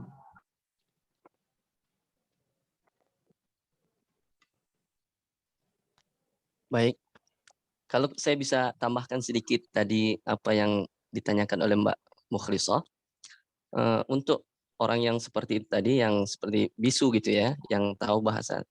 Sebenarnya kita bukan mengkaji tentang orangnya, tapi yang kita kaji tentang bahwa bahasa itu pidgin atau tidaknya, kita lihat dari bahasanya, dia itu bahasa apa, yang digunakannya itu adalah bahasa apa. Kalau dia orang Inggris, umpamanya sama orang Cina atau orang apa gitu ya, orang Papua, nah itu kan bisa, meskipun dia apa namanya, dia tidak bisa bicara gitu karena ada keterbatasan itu tadi. Yang dilihatnya itu adalah bahasanya. Kalau apabila bahasanya satu kelompok, ada dua kelompok ini bahasanya berbeda, lalu mereka ingin menciptakan bahasa agar mereka bisa berkomunikasi, nah baru itu disebut dengan bahasa pidgin gitu. Nah, syukran, itu mungkin tambahan dari saya. Ya, syukran. Baik, ada lagi Mbak Titi atau Mbak Azimah? Yang pertanyaan yang belum dijawab sudah semua ya? Insya Allah sudah, Ustaz. Insya Allah. Alhamdulillah. Baik, kalau Bentar, sudah. tadi kayaknya ada yang tanya Ustaz, tadi tentang rumpun Melayu, bahasa Indonesia, bahasa Minangkabau tadi itu. Tadi nggak salah, Mbak Mukhlisa ya? Itu siapa tadi sih? Iya. Iya, itu gimana Mas? Itu Mas sepertinya Jalal? ada di pembahasan jurnal Mas Jalal. Iya, itu antum Mas. Gimana antum? Kok lupa? Kemana kau? Yang mana Fadal, ini? Mas? Jawab Mas. Itu di jurnal pertama kayaknya, di hasil jurnal. Iya, tadi di bagian antum Ustaz Hasil Darul Jalal. penelitian ya? Nah, Penelitian itu ya? Jalal lihat jawab nih, gimana kau? Kayak moderator aja. Doa teman kelompok rasanya. Allah. Kurang pahamnya saya. Mas Asbarin sabar. Allah ma'asbarin. Jangan buka kartu.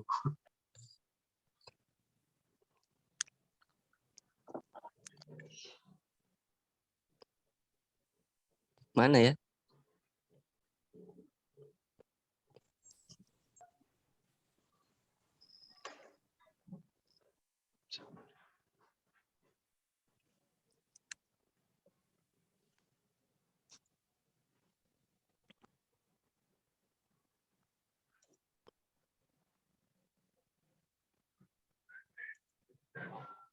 Mungkin lewat aja.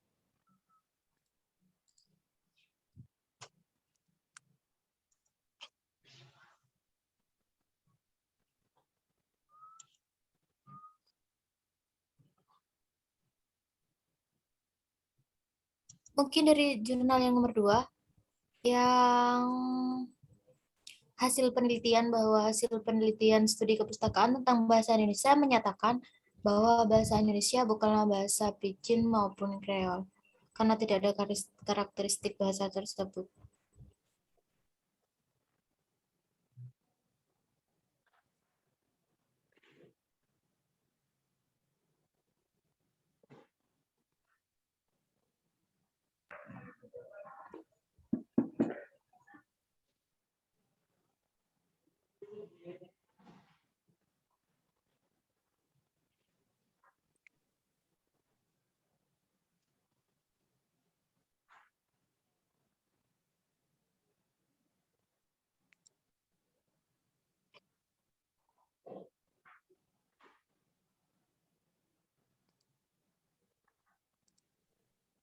Mas Alfarobi mungkin menambahkan.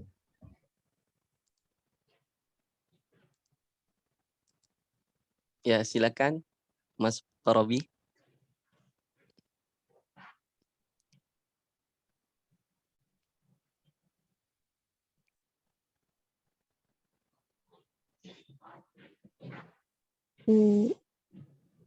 Boleh bicara tadi itu saya cuma menanggapi aja, karena dari awal itu saya juga beranggapan bahwa bahasa Indonesia itu adalah bahasa Croels gitu.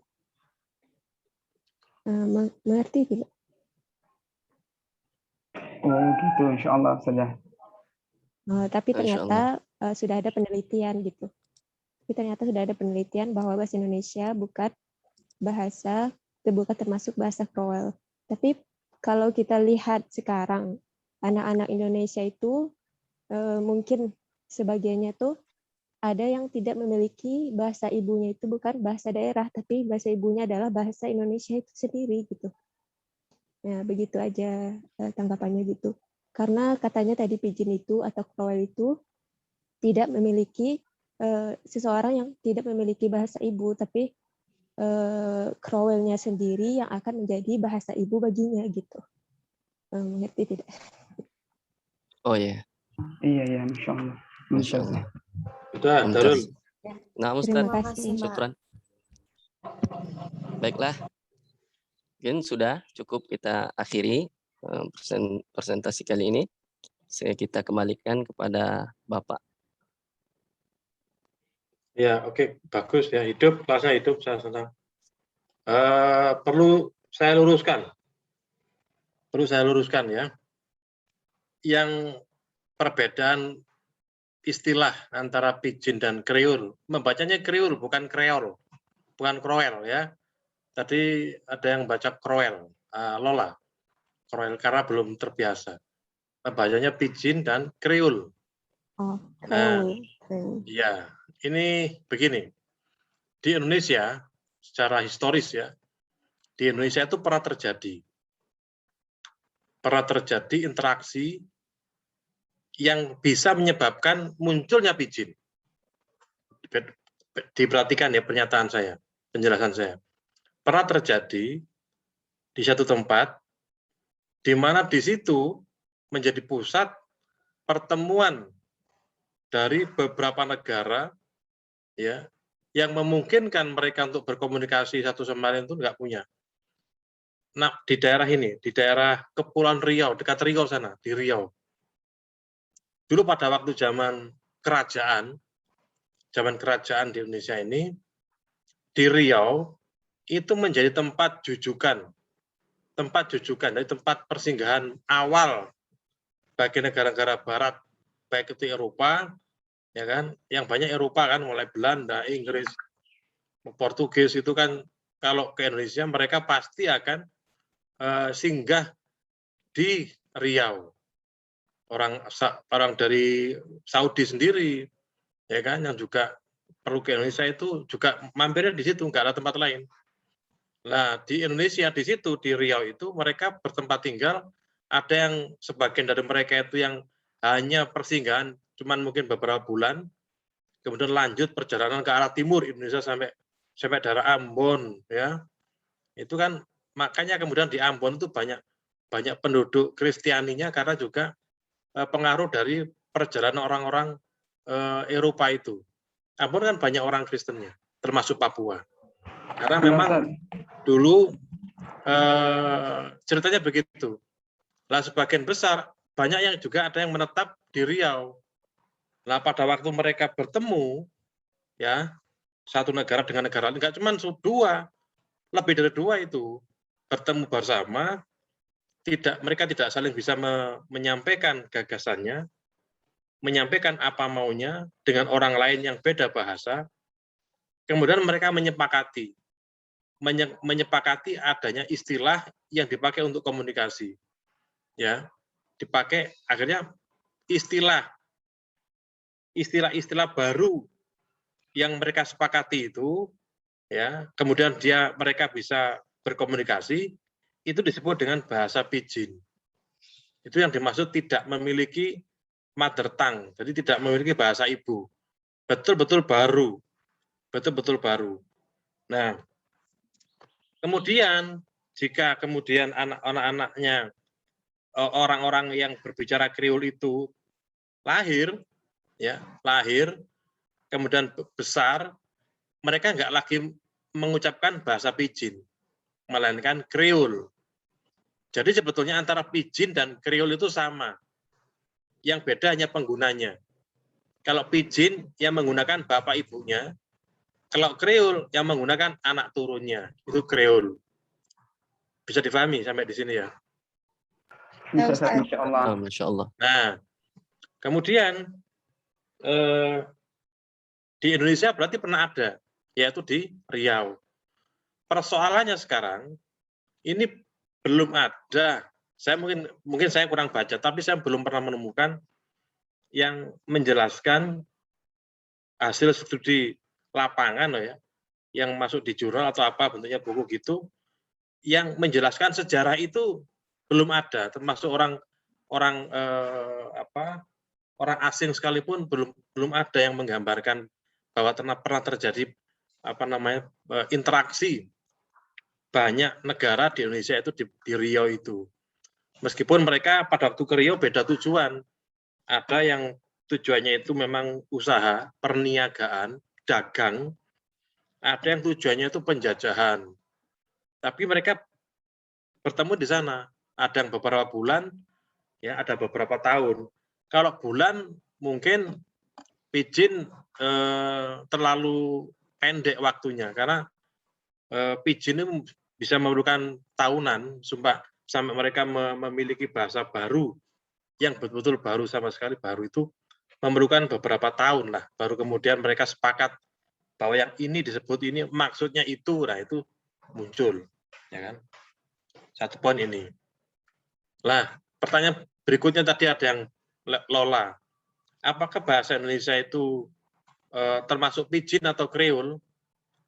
Saya belum pernah membaca penelitian, tapi perasaan saya ini bahasa Indonesia bukan Kreol, karena ini bahasa Melayu dari Riau itu. Coba sekarang ada nggak? Mungkin ada, tapi bukan banyak ya. Karena kan disebut bahasa itu kan kemudian orang bisa bercakap-cakap dengan bahasa yang baru, kata-kata yang baru. Tapi kalau di Indonesia ada istilah kursi, ya, ada istilah apalagi itu daster, ada istilah lemari. Apa itu Kreol? Saya pikir enggak, itu hanya apa namanya itu resapan, serapan bahasa dari bahasa lain. Kalau itu kan dari bahasa Arab ya, nah, itu. Tapi kan bukan bahasa. Kalau bahasa kan cuma perkata gitu kan enggak. Kalau bahasa ya seperti yang kita gunakan ini banyak, jumlah vocabnya itu banyak. Kemudian orang bisa merangkai vocab itu menjadi kalimat dan menjadi bahasa. Nah itu. Kemudian kajian tentang pidgin dan Kreol ini tidak ada di sosiolinguistik, di psikolinguistik tidak ada. Yang ada memang ini bagian dari sosiolinguistik. Tadi disebutkan oleh Asbarin namanya ganti Sabarin ya? Sabar ya? Nah, Ustaz. Sabar. Iya. Jadi yang disebut dengan pemerolehan bahasa itu bukan di psikolinguistik juga. Jadi kalau pemerolehan bahasa itu adanya juga sebetulnya bukan di psiko ya. Ada tapi nggak banyak sih. Psiko itu kalau sudah berkenaan dengan psikologi seseorang dalam mendapatkan bahasa. Kalau language acquisition kan pemerolehan bahasa. Itu sebetulnya apa namanya itu? Bisa di pengajaran. Jadi applied linguistik. Di applied linguistik terapan bahasa studi terapan bahasa. Seperti kalian kan ambil PBA ya? Betul, S2 PBA. Betul, Ustaz. Betul, Ustaz. Betul, Ustaz. Nah, P-nya itu kan pendidikan bahasa Arab. Sebetulnya bidang studi language acquisition itu harus diberikan juga di S2. Jadi pemerolehan bahasa. Karena ada beda antara pemerolehan bahasa dengan bahasa learning. Jadi learning language learning dengan language acquisition itu beda. Contoh begini, kalau Alfi Maghfiratun Nisa ini aslinya mana Alfi? Kediri, Ustaz. Kediri. Di Kediri kalau pulang ke sana pakai bahasa apa? Bahasa Jawa, Ustadz. Siapa yang ngajari bahasa Jawa? Ya, Bapak Ibu, Ustadz. Enggak, bapakmu nggak Apa, ngajari. Ustadz? Siapa Ustadz gurunya? Gurunya yang lingkungan kita. Oh iya, Ustadz. Jadi yang ngajari enggak ada itu. Jadi tadi si Lola punya anak ya. Di mana? Di mana tadi? Sukabumi. Di Sukabumi di sana pakai bahasa apa? Lola. Pakai bahasa Indonesia. Sedangkan bahasa saya Indonesia. sendiri dari Lola aslinya mana? Minangkabau, Ustaz. Oh, Minangkabau. Minangkabau. Kalau Ya. di rumah dengan anak-anak dan suami pakai bahasa apa? Kalau suami pakai bahasa Minangkabau, tapi kalau ke anak-anak bahasa Indonesia. Kenapa kok bahasa Indonesia? Ya, karena lingkungan di sini pakai bahasa Indonesia, Ustaz. Oh, itu ya. Ya, belum lagi nanti kalau sekolahnya pakai bahasa, ada pelajaran bahasa Sunda. Oh, gitu. Ya, nanti. Tapi sebetulnya kalau saya ajari bahasa Minangkabau. Bapaknya pakai bahasa Indonesia, nggak apa-apa. Konsisten. Jadi nanti anak itu akan bisa bicara berbahasa, bahasa Indonesia bisa, Minangkabau bisa, Sunda bisa. Jangan khawatir. Ya. Anak itu usia anak itu lebih canggih, lebih pintar daripada kita. Mereka hanya tadi saya katakan language acquisition, jadi hanya mengambil bahasa, pick up the language, jadi mengambil bahasa. Mereka nggak belajar kok. Anak-anak kita itu nanti ya, kalau kalian sudah punya anak, itu mereka nggak belajar bahasa. They acquire the language, dia mengambil bahasa. Apa yang dia dengar ditirukan. Gitu aja. Nah, jadi nggak usah terlalu ragu. Kalau saya nih, ya Mbak Lola, itu sampean pakai bahasa Minang dengan anak. Terus ayahnya pakai bahasa Indonesia dengan anak. Nanti mereka akan bisa sendiri. Terus ada pelajaran bahasa Sunda. Dia akan bisa malah pintar nanti, nggak apa-apa. Kalau saya loh, nggak apa-apa. Jadi biar apa namanya? Biar telatih. Ya gitu ya. Ya maunya juga begitu, Ustaz, biar anaknya bisa bahasa Minang dan bahasa Indonesia. Iya. Tapi mungkin cara yang seperti Bapak lebih bagus gitu ya, Pak. Kalau saya ya, tapi kan ibunya jadi salah satu berbahasa Indonesia, salah satu berbahasa Minang gitu. Iya, konsisten ya, aja. Juga kan pengennya bisa mahir keduanya, ya. Nah itu. Nah, ini kan language acquisition, jadi pemerolehan bahasa. Jadi bahasa diperoleh dari mana tadi, Jambi, Darul Jalal. Itu kan bahasa apa yang dipakai di sana? Bahasa Jambi ya? Iya, bahasa Jambi itu kayak bahasa Melayu itu. Sama dengan bahasa Indonesia? Iya, sama. Nggak ada bedanya. Ya, cuma beda sedikit kalau kita itu kito gitu kan. Tambah o di akhirnya. Beda lagi dengan Hima. Kalau Hima pulang ke Probolinggo, dia nggak cuma Madura. Ya. Nah, ini bahasa ibunya, bahasa Madura. Apakah Hima merasa dia belajar bahasa Madura? Enggak, Ustaz. Enggak. Jadi gini, kalau kita tidak merasa bahwa kita belajar bahasa kita yang kita gunakan di rumah, berarti itu pemerolehan bahasa. Bahasa kita peroleh. Tapi kalau kayak bahasa Arab, bahasa Inggris, ya, yang kita pelajari di bangku sekolah, itu disebut dengan pembelajaran bahasa. Namanya language learning. Nah, harusnya itu ada di S2 ini ada. Jadi ada namanya pemerolehan bahasa. Nanti bicaranya banyak ke sana. Dan itu dipelajarinya ya sebetulnya ya secara spesifik nggak di sosio. Kalau saiko nggak juga. Di saiko nggak seperti itu. Karena kalau psikologi pendidikan itu banyak bicara tentang pengaruh psikologi terhadap perkembangan pendidikan seseorang. Nah itu memang data negara mana yang bahasanya itu hasil Kreol, susah dijawab itu. Coba dicari di Google Scholar, kayak enggak, belum ada itu.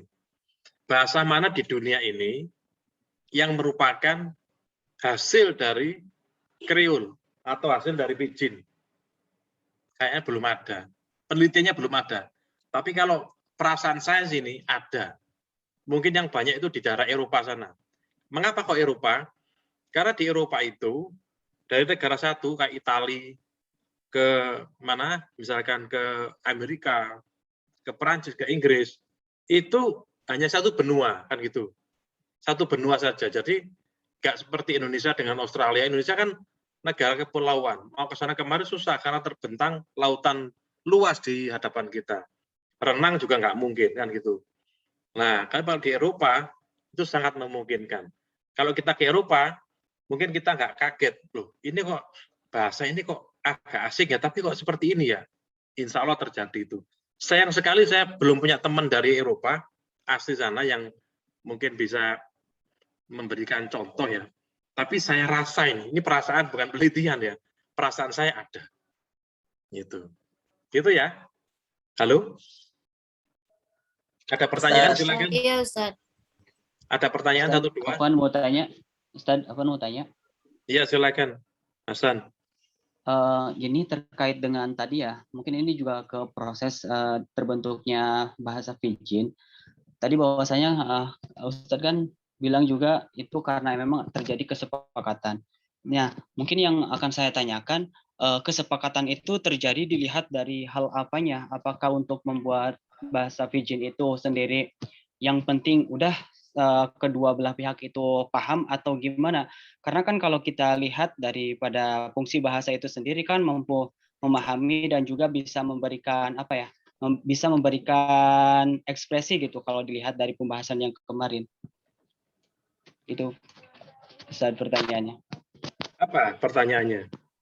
Jadi kalau dilihat dari kesepakatan itu, apakah ada unsur yang dijadikan kesepakatan mereka sehingga bahasa itu bisa dijadikan bahasa mereka atau bahasa pidgin sehingga kedua belah pihak itu bisa saling memahami gitu? Unsurnya ya pokok mereka sama-sama sepakat. Ya, unsurnya hanya sama-sama sepakat bahwa ini maksudnya itu. Nah itu toh. Jadi istilah ini digunakan untuk mewakili ya kemauan kita seperti itu. Intinya mereka ingin bisa berkomunikasi ya satu sama yang lain. Tujuannya itu, ingin berkomunikasi satu sama yang lain. Nah, jadi unsurnya apa? Unsurnya ya kesepakatan saja. Nah, semakin banyak perbendaharaan kata yang mereka sepakati, maka jadilah bahasa. Kan gitu. Iya. Iya, gitu toh sebetulnya. Berarti yang penting mereka bisa saling memahami ya, Ustaz? Iya. Bahasa itu kan dipakai untuk berkomunikasi. Disebut komunikasi jika kita ketika ngomong satu sama lain sama-sama paham. Jangan sampai saya ngomong A, ternyata yang difahami B, wah nggak ketemu, ya kan? Nggak ketemu. Contohnya gini ya contohnya ya. Hasan aslinya mana Hasan? Aslinya dari Kuningan, Sunda. Oh ya Kuningan. Kita kan bisa berkomunikasi pakai bahasa Indonesia ya, ya? Bisa. Nah, bisa. Sekarang kita berkomunikasi nih. Ini di tengah kita ini di depan kita ini ada sungai. Sungainya lumayan lebar. Ya. Saya di sini nih, saya di seberang sini. Nah, Hasan di seberang selatan sana. Hasan di seberang selatan sana, ya kan? Terus saya memanggil kamu. Memanggil dengan pakai tangan, melambaikan tangan gini. Ya. Tak gini, tak lambaikan tangan saya gini. Loh, saya tuh melambaikan tangan gini, maksud saya supaya kamu pulang. Supaya kamu datang ke saya, maksud saya pulang. Lah kamu nggak memberikan apa tanda iya atau tidak, malah kamu ambil apa namanya, ambil jala tuh kan malah cari ikan. Loh ini gimana sih anu ini Hasan tak ajak pulang kok. Itu padahal sama-sama menggunakan bahasa yang sama. Kalau saya teriak-teriak, kamu nggak dengar, ya kan? Kalau teriak-teriak kamu nggak dengar. Nah maka saya harus pakai bahasa isyarat, pakai bahasa isyarat dengan harapan kamu paham. Nah tadinya pidgin dan kriol kan bahasa isyarat gitu aja. Nah ini padahal kalau kita ngomong bahasa Indonesia sama tahu, karena terkendala dengan jarak, maka saya pakai sign, pakai simbol gini-gini.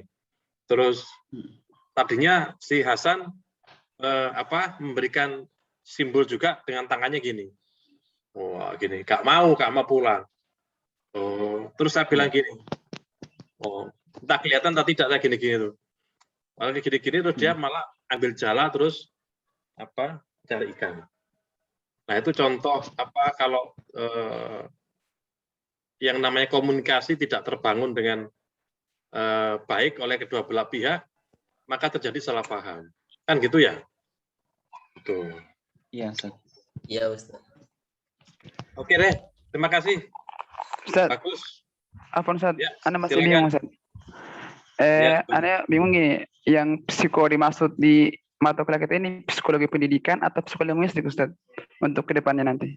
Oh gini, disebut psycho sosiolinguistik itu karena ada 2 mata kuliah yang dijadikan satu, ya kan? Tapi kan separuh saya yang sosio, separuh yang Pak siapa namanya? Basit. Pak Abdul Basit. Pak Basit yang psikolinguistik, yang sosio saya, yang psycho Pak Basit, kan gitu. Nah nanti untuk pidgin dan kriol ini sebetulnya bukan bagian dari psikolinguistik. Nah tapi kalau psikologi itu mestinya psikologi pendidikan. Bagiannya itu nanti mungkin akan banyak kalau psikolinguistik itu kan hubungan antara bahasa sebagai produk psikologi seseorang. Contohnya begini, ini Asbarin kok ketawa-ketawi ya, misalkan, kok senyum-senyum ya, misalkan. Ini pasti ada satu hal yang membuat hatinya senang Asbarin ini, ya kan? Salah. Terus saya nanya sama Asbarin, Asbarin, kamu kok tumben senyum-senyum, kamu dapat apa ini? Dia nggak jawab, Asbarin nggak jawab. Terus saya dengar informasi bahwa Asbarin melamar janda kaya diterima, ya kan? Oh makanya kemarin ketemu saya dia senyum-senyum, ini kira-kira sebabnya ini. Wah mantap ini. Ya kan? Alhamdulillah Mas Asbar. Jadi secara psikologis bisa dilihat, dia senyum-senyum itu kan produk psikologis seseorang yang senang, ya kan? Wah ini cocok ini berarti, pasti dia lagi senang ini. Nah itu contohnya. Jadi bahasa sebagai produk, ya bahasa itu bisa verbal, bisa non verbal. Kalau bahasa yang verbal itu diucapkan oleh mulut manusia itu bahasa verbal. Yang nonverbal itu sign, simbol. Ya, tersenyum itu simbol. Dia nggak mengungkapkan sesuatu tapi tersenyum. Nah, kalau sekarang Hima ke rumah, main ke rumah, ya kan? Terus kemudian saya di rumah nggak ngomong sama sekali sama Hima, tak biarkan aja. Kira-kira gimana perasaan Hima? Coba. Sakit hati, Ustaz. Jadi bukan sakit hati, ya gak enak lah. Enak, Ustaz. Kok sakit hati? Emang tak khianati apa? Gimana kan belum saya khianati. Nah, dia terus pasti dia akan segera minta pamit. Ustadz saya pulang saja, kan gitu. Nah, tapi kan kamu tanya Hima pada waktu ke rumah kemarin, tak ajak ngomong, tak cerita, sampai dia bosan mendengarkan cerita saya, terus dia minta pulang. Nah, itu juga berkaitan dengan psikolinguistik. Ya, jadi bahasa sebagai produk kondisi psikologi seseorang, itu kajian psikolinguistik. Psikolinguistik betul.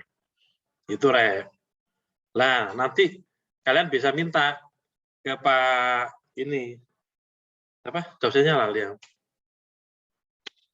itu list yang dipakai untuk perkuliahan itu apa saja, list mata kuliah, list materi list materinya apa saja.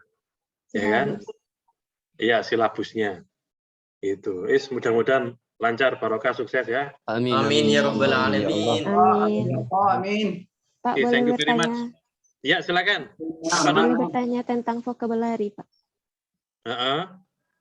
Apa arti dari asymmetrical dan symmetrical? Asymmetrical. Symmetrical itu sama. Simetris. Nah, simetris itu sama artinya. Jadi misalkan ukuran bajunya Mbak Lola dengan ukuran bajunya Luna Maya itu simetris. Simetris berarti sama. Sama. Ya, lawan katanya asimetris. Itu tidak simetris. Gitu. Berarti kalau dalam penggunaan bahasa mungkin itu setara gitu ya? Ya, tapi karena itu istilah ya, simetris itu dalam pemakaian bahasa itu simetris. Apanya simetris? Apakah tata bahasanya simetris? Ya kan? Apakah maknanya simetris? Nah, itu karena itu kata-kata kunci yang harus dicari sumbernya supaya kita paham. Tapi kalau makna secara bebas, simetris itu sama. Ya, simetris sama. Kalau asimetris tidak sama. Ya, Dek, kalau itu ya. Iya. Itu? Mungkin Emma? bukan ya. Bukan. Siapa yang ngomong? Sudah ya, cukup ya. Persiapan Ya, Pak, maghrib. terima kasih, Pak. Syukran. Syukron, Ustaz. Ya, sama-sama. Jazakallah Waalaikumsalam warahmatullahi wabarakatuh. Ya. Waalaikumsalam warahmatullahi wabarakatuh. Waalaikumsalam warahmatullahi wabarakatuh. Waalaikumsalam warahmatullahi wabarakatuh.